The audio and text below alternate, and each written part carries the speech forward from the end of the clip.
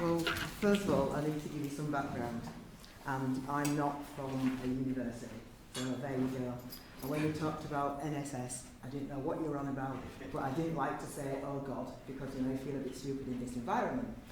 Anyway, so I was blessed, and that really is the word. I was blessed to be accepted at the University of Goldsmiths. And what I wanted to look at was bullying, because I thought there's a topic nobody's done before. And eventually my supervisors kind of asked me why, those why questions. And I thought, I don't know why. Anyway, so it moved from bullying to looking at success, because what we were told is that African Caribbean, I'll get to the point in a minute. What we were told is that African Caribbean children don't succeed. And I thought, well, that's not entirely true, is it? So what I wanted to look at is how do African Caribbean girls, and I have to admit a bias, I'm female, how do African Caribbean girls in the final year of primary school understand success? That's what I wanted to look at.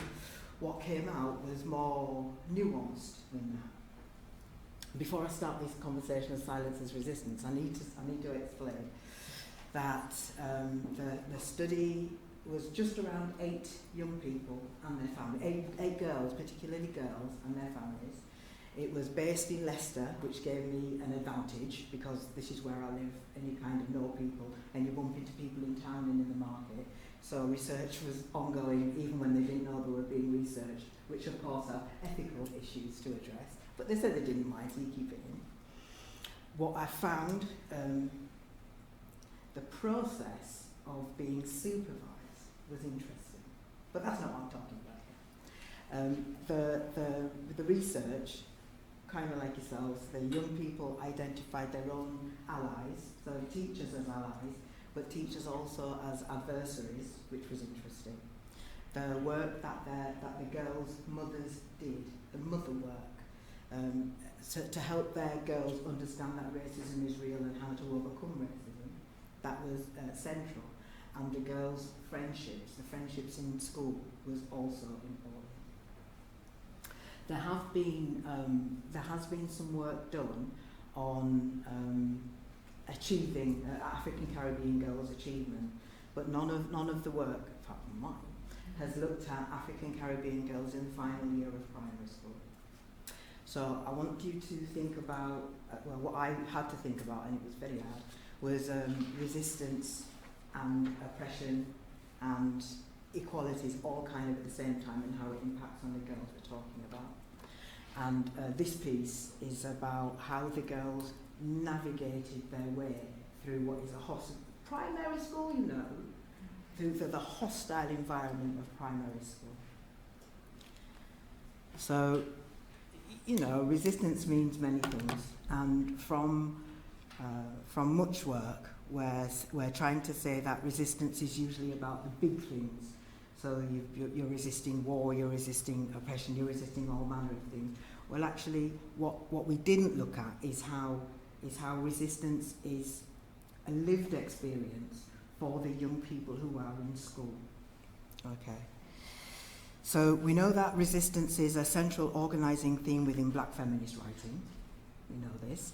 And the work that I did used black feminism and a number of other ideas, but black feminism centrally, to explore as a lens to look at the work, to look at what was happening for the girls.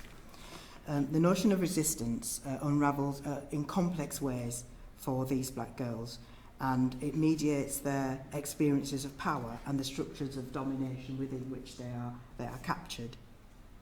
I accept that resistance is socially constructed, and so it's dynamic. So, my resistance doesn't look like yours, okay? Rather than a solitary activities, resistors and the targets of their resistance and individuals observing, so that was the importance of friends, the acts of resistance, all participate in its construction. Traditionally, theories of resistance, particularly those concerning school and working class pupils, have been based on the concept that class motivations provide the catalyst for anti-school behaviours. Research on schooling experiences of African Caribbean black British girls have found that these girls are not anti-school and actually are invested in achievement. Stop. When I kind of worked out, that's a pause, think through. When I kind of worked out what I was looking at, I got really excited, and I thought, I'm going to try to understand what is it that black girls do or have or know that their male counterparts don't. And then we discovered that, and this is in the transition to secondary school, and then research came out that said African Caribbean children are not failing as we get to secondary school, we're failing as we get to school. That was painful, and it really put a hole in my research. So I kind of had to think better, what did I want to understand by success? Anyway, and success eventually, obviously, the children who are here buy into the same narratives around success as their counterparts from any community, of course they do. But the question is, how do we navigate our way to that success? What impediments, how do we mediate, how do we overcome? Okay, so girls' resistance to authorities in classrooms often goes unrecognised. Work, Osler and Vincent, for example, their work suggests that girls internalise any problem and withdraw, as opposed to expressing themselves more overtly through behavioural conflict. But for African Caribbean girls, even that withdrawal is frowned upon. So you can't even be silent, because that is also demonstration of attitude. Okay, and I don't see it as attitude, I see it as resistance to oppression. Okay. This response serves to increase the invisibility of girls' problems within school. Withdrawal, in my view, can be regarded as a particularly gendered type of resistance, as it effectively challenges but does not bring the girls into confrontation with authority. And as we go through, you'll see that my work, well, the girls bring that out, really. I'd like to say it was mine, but it's not. Oppression, we know, and resistance are linked to each other within a matrix of domination. This relationship is more complicated than a model of permanent oppression or permanent victim. In a context permeated by intersecting oppressions, no group is eternally powerless, although African Caribbean girls in primary school are pretty powerless overtly, but they still have the power of agency, which is basically what we're talking about in terms of the resistances enacted. In her work, Raby, for example, illuminated covert forms of resistance that have micro and macro level influences. The author provided an example of covert resistance in which students obey their teachers, although they don't like the teacher, in order that they can advance to the next grade. So inside, they're being resistant, but overtly they're being compliant, and that helps to get through. Picking your battles is, I think, what Raby is saying.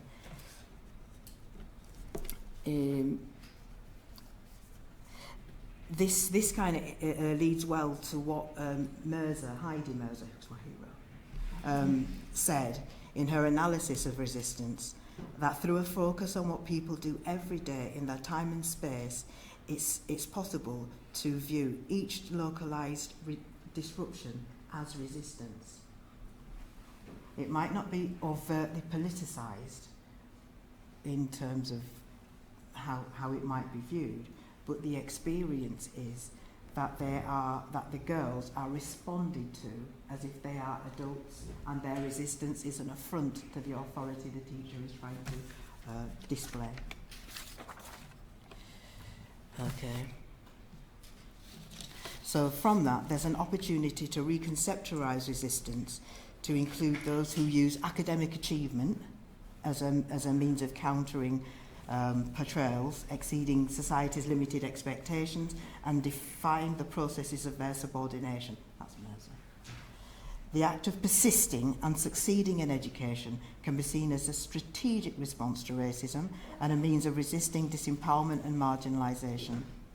This kind of resistance has been described as accommodation without assimilation, conformist resistance, resistance within accommodation, and positive resistance, or resilient resistance. There's lots of ways of naming them. There you go. There's lots of ways of naming it, but I want now to come talk about silence as resistance, which is a funny idea. Like girls from other ethnic and racialised positions, there are a number of ways, a myriad of ways of being. How the girls might counter and resist the negative perceptions of them can be explored through a black feminist lens, which is what I did. So rather than looking at what the girls were doing as demonstrating attitude, recalcitrance or naughtiness, we kind of reconceptualise how they are, how they have to be in school as resistance. So we just kind of play with that idea. Okay. Similarly, Fordham, in her American study, asserted that the girls asserted their agency through silence, which was used as a strategy by some to be academically successful, and to counter the idea that African American girls particularly are loud, untrainable, uneducable. So they use their silence as a way to counter the perceptions of themselves. Yeah. And Mirza, again, like I said, my hero, she argues that unlike Willis's work, which is 19 long time before many of you were born, young black women do not reproduce their inequalities through their cultural values. That was, you know that work. Sorry, I'm looking at you. You know Willis's work, obviously. No. Paul Willis, Learning to Labour. Those working class boys, serves them right. It took longer than that, but that's what he said. Wolverhampton, wasn't it? Wolverhampton. Say again? Wolverhampton, School of Wolverhampton, 12 lads, yeah. Yeah, but it certainly served them right. Yeah. And because they were anti-school. And like I said previously, the African Caribbean girls in this work certainly weren't. And research tells us, Mirza, very good, tells us that African Caribbean girls continue to be not anti-school.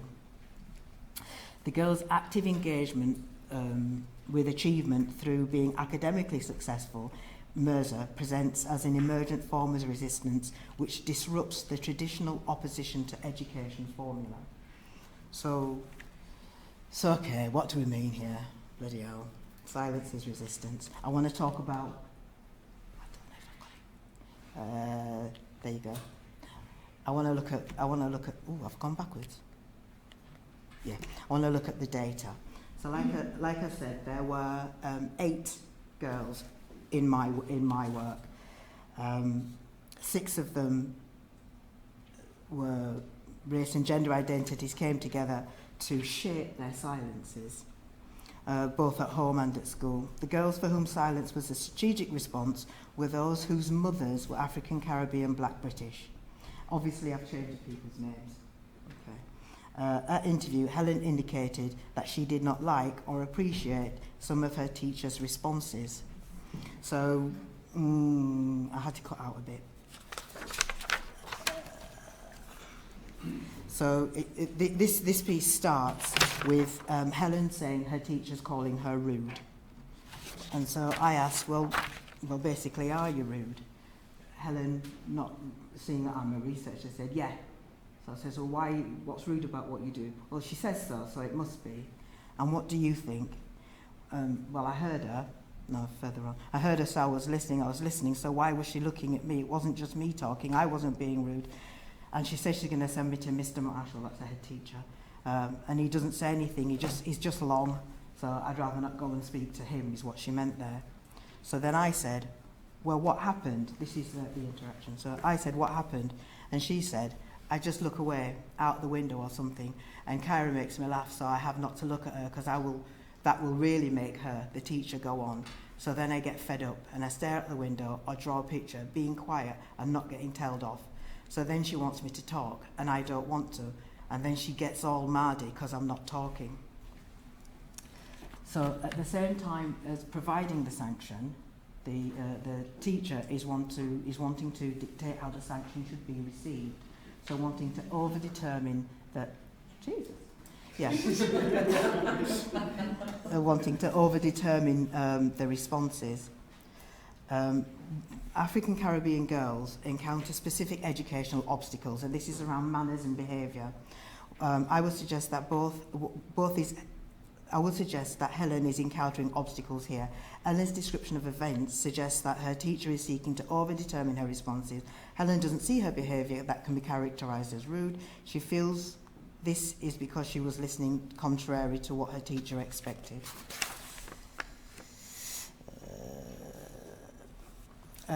Helen's view that her teacher goes on can be regarded as a problem. Helen chose to withdraw by staring out of the window. Withdrawal is not only characterised by Helen's resistance to her teacher's authority. Helen, and this is the point, when Helen was talking to me, her expression was so animated. So when she was saying, oh, I just stared out of the window, she cut her eye, and she was really showing me how silent she was being. So she knew the impact of her behaviours, that was her resistance, but her resistance was silent, so there was no way that could be sanctioned apart from the teacher. That's a bit rude. And this pattern was in other girls as well. And returning here, the mothers understood the impact of the resistance their daughters were demonstrating. And as you can see, June, who is Helen's mum, sometimes she just needs to hold her mouth. It's like when I say to her, you can't talk to me like that, and she wants to put her hand on her hip and give me attitude running off at her mouth. Yeah. And so the mothers understand the impact of the resistance that's being demonstrated, but this isn't through the school environment. Another example, using silence. So, longer story.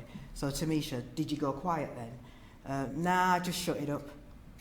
Even the girls can see a difference between being quiet and shutting up. Yeah, because I didn't want to go to Mr. Marshall. We just looked at her, and Sade held my hand under the table, and then Miss Grain said if we understood what the project was about, but I didn't want to talk to her about nothing. I wanted her to leave us alone so that we could do our work. I put my head on the desk and asked Sade to take me to medical. Sade was scared because she didn't want to go to Mr. Marshall, so we just sat down and did our work. I think the operative here is that the girls shut it up. They weren't silent. They used their physicality to demonstrate their resistance, and that had an impact on the way the teachers responded to them. Yeah, that's enough of that.